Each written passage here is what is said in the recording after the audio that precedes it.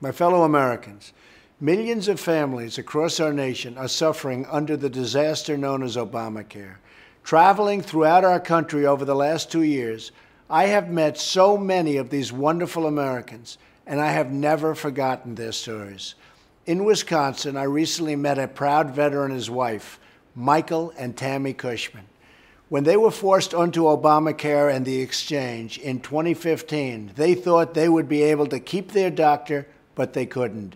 They thought they would be able to keep their plan, but they weren't allowed.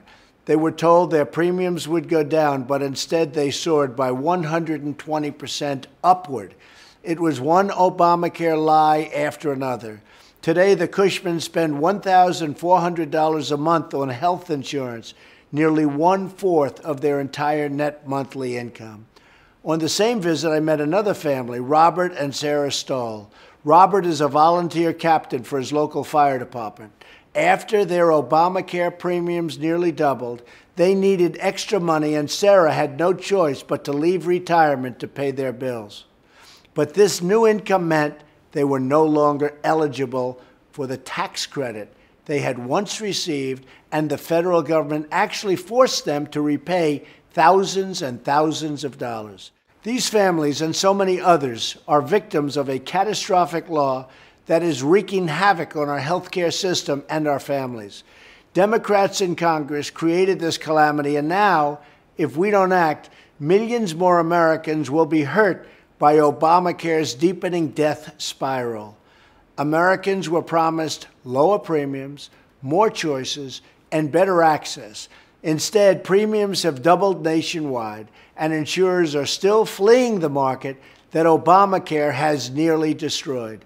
Americans in nearly 1/3 of all counties have only one insurer to choose from on the exchanges, and many markets may soon have no insurers at all. It really is a disaster.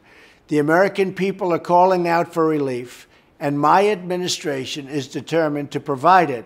And we are working with Congress to get a bill to my desk so we can rescue Americans from this catastrophe.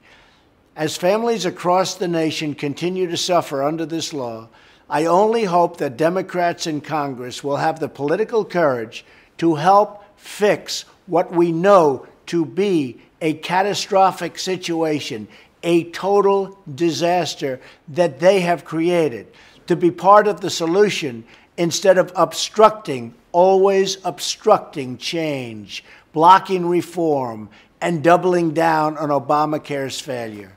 But no matter what, my administration will never stop fighting for you and for the healthcare system that you deserve. We'll get it done, even if we don't have any help from the Democrats. We'll get it done. Thank you, God bless you, and God bless America.